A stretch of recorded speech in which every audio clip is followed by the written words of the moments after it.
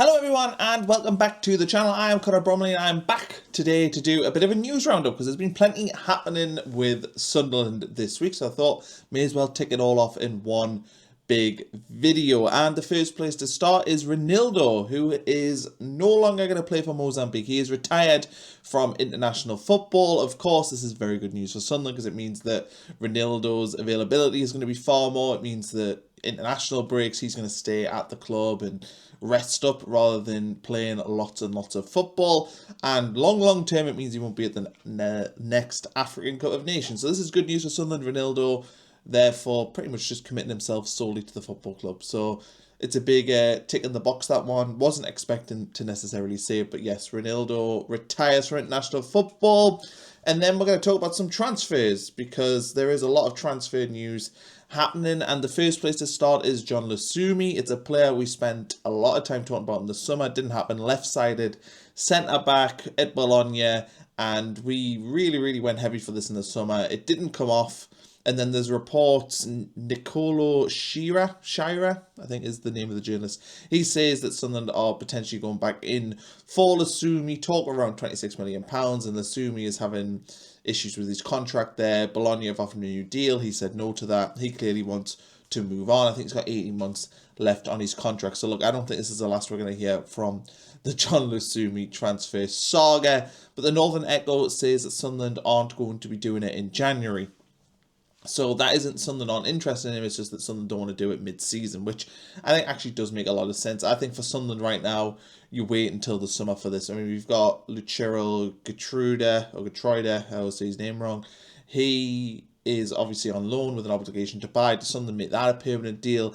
We of course have Omar Alderete, who can play in that left centre-back position. He's made that position his own so far. You know, Nordy's in there. You've got Dan Ballard. You've got Logo 9, who did really well when he came in against Everton. So Sunderland got lots of centre-back options. I think that, to be honest, Logo 9's performance against Everton has probably given them food for thought, made them think, you know what, maybe we don't need to add in a centre-back right now. So I think this one probably doesn't happen in January either.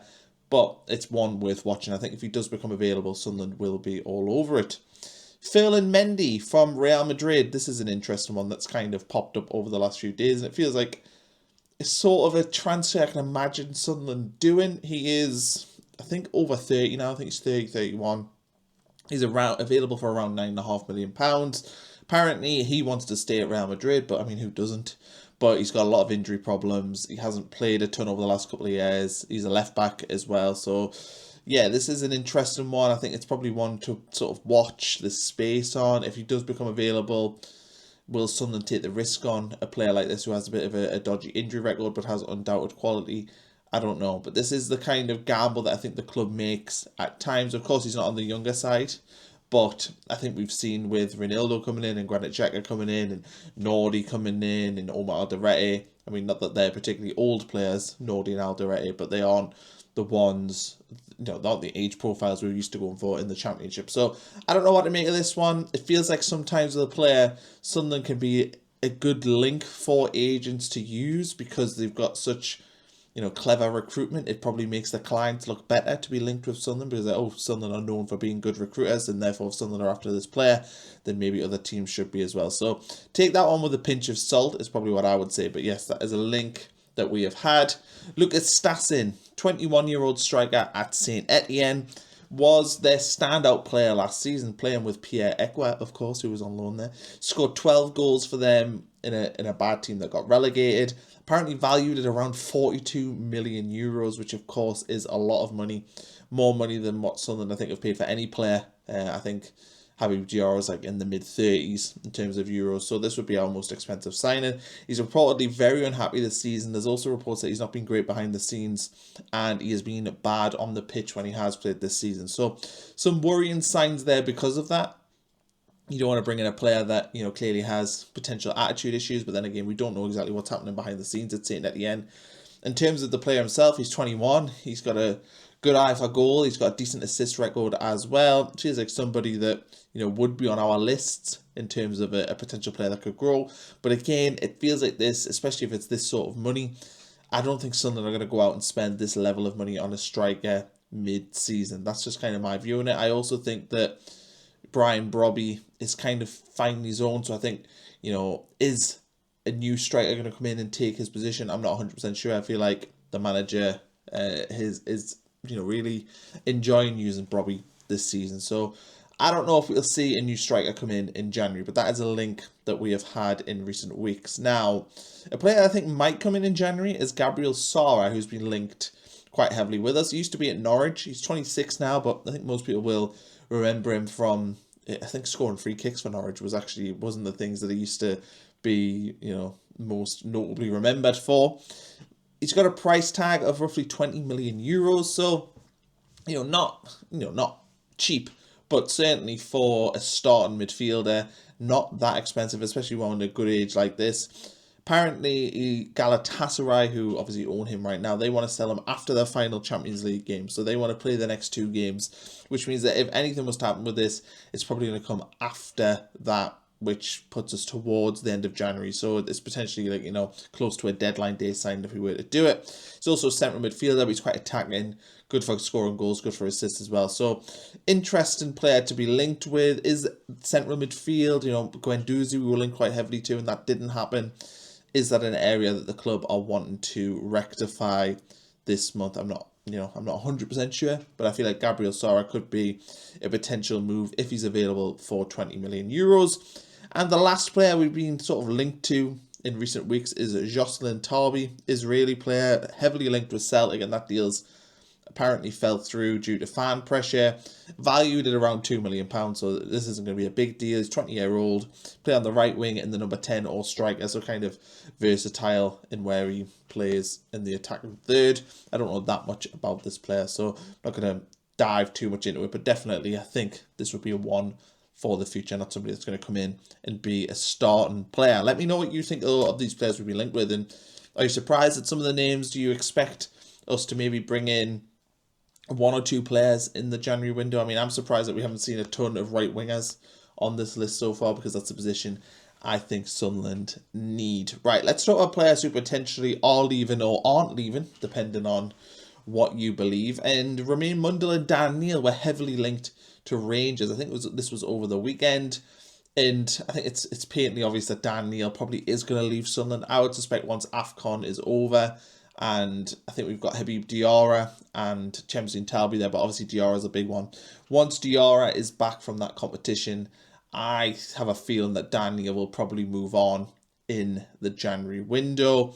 Mundle, though, that was a loan move potentially at Rangers, which, to be honest, I actually think potentially does make a lot of sense. I mean, Sunderland have got on the left of midfield, left wing right now, we have Adingra, we have Talby, we have Mundle, but also we have Enzo Lefebvre. And with Diarra potentially coming back into the team, we're going to probably see us revert to that 4-3-3 where we had Diarra, Sadiki and Granit Xhaka in there. We've also got Katroida in there who can play in that central midfield area as well, just to add to that depth. So Lefebvre is probably potentially going to play out on that left wing. That means that Mundle is maybe 4th choice out there, and I still think there's a good player in there. So I think Sunderland loaning him out until the end of the season, especially to a team like Rangers who are going to be competing at the top end of that league, I think it could be a really good move for both parties. So I would probably be for this. I think Mundle moving to Rangers would be a good move. And in terms of Neil going to Rangers, I don't think we're going to command a huge fee because he's out of contract. We can get 2, 3, 4 million quid, which seems like a shame. We could have got so much more money for him if we played that contract situation out better. But yeah, got a few million quid for Neil. It's better than nothing in the summer, and he isn't playing. He's not really getting minutes at all. I think he got 10 minutes at Brentford, but other than that, he's barely kicked a ball, even during this AFCON period when we've been short of players. So I think this is an interesting one. I wouldn't be surprised to see both of them happen. The other player we're talking about is Zuko9, who was quite heavily linked with a move away at the start of the month, but then he's coming against Everton, and he was so good in that game that I think he's, really, I think, answered a lot of critics with his performance against Everton, because I thought he was fantastic in it. And look, I know Everton weren't at their strongest, but they still had Premier League players. They still had Beto playing, Barry playing, they had Diblin playing, who they spent an absolute fortune on. Can't remember who the other winger they had playing was that day. I know obviously Jack Grealish and Illiman and Dye weren't playing, but it wasn't like he was playing against like a League One team. They were a Premier League team. That was the team that Everton would play if they were playing this weekend in the Premier League. And I thought Luke 09 did an excellent job. And I think this is really good news for Sunderland because he's versatile. He can play in anywhere across the back four, really. He can also play in central midfield if you need him. So him not leaving, I think, is good news for us. I also think he's good around the place. It's quite obvious that he's liked by the players and the manager as well. And his work ethic, I think, is something we want to keep around the place. So I'm pretty pleased to see that he isn't leaving and he doesn't want to leave. I know some people who watch these videos aren't big fans of Luke 9, but anyone who watched that game on Saturday will have saw a player that looked comfortable at the level. So really happy to see that he is going to be staying this month, and we'll have him until at least the end of the season. And the last thing to talk about is we got Oxford away in the FA Cup, and this is an interesting draw because Oxford, of course, have got their eyes on survival in the Championship. They are struggling down the bottom of that league. They've also recently changed manager. They brought in Matt Bloomfield, who was at Luton. He was also at Wycombe Wanderers before that. So he took Luton down last season and then lost his job sort of towards the start of this campaign, and then he's ended up landing upwards, got himself a promotion. So Oxford United away, I think on the balance of things, is a good draw for Sunderland. They squeezed past MK Dons in the third round, who are obviously in League 2. And we obviously went away against Everton. And look, I don't think this is going to be an easy tie. I think I expect Oxford will probably be pretty up for it. But I would say this is probably one of the more boring Premier League ties Oxford could have got, because we have played Oxford a lot over the last few years. I don't think this will have the feeling of a giant killing because we've played Oxford in league games, very recently. Oxford beat us last season, like literally less than a year ago towards the end of the last campaign. Oxford beat us to help stay up in the Championship. So I don't think this will have like the feeling of, if Oxford were playing, say, a Tottenham, who've been in the Premier League for years, and they haven't met Oxford that much. I don't think there'll be that feeling and that real bite to the game because of that reason. I think that probably will help Sunderland. And I hope we take the game deadly serious. We do have, I think, Liverpool at home in the midweek for that. So there is that to contend with, the fact that we are playing a midweek game, but look, we balance that playing Brentford and then Everton. So I have no reason to think that we won't be able to balance that again. And yeah, I think that this is a good draw for Sunderland. All things told, you could have drawn, a Man City away or an Arsenal away or a Liverpool away, and we've ended up getting, unfortunately, an away tie, but an away tie nonetheless against a team that we should be beaten on paper. I'd be pretty disappointed if Sunderland did not get past Oxford in the next round. Then once you're in the fifth round, you really feel like you've got a chance of doing something in this competition. So let me know what you think of everything we've talked about in this video. Let me know the transfer targets you want Sunderland to target, whether or not we'll even sign anyone in January, and also let me know what you made of the FA Cup draw as well. Thanks for watching the video. Please leave a like, please subscribe as well, and we'll catch you again soon. All the good stuff with Alt Ending will be coming out this week, so we'll have our match review of the Everton game, but also we'll talk about some of the other festive games. We'll also have propaganda coming out as well, and we'll have our preview for the game at the weekend against Crystal Palace at the Stadium of Light. So we'll catch you all for that very soon. Thanks for watching.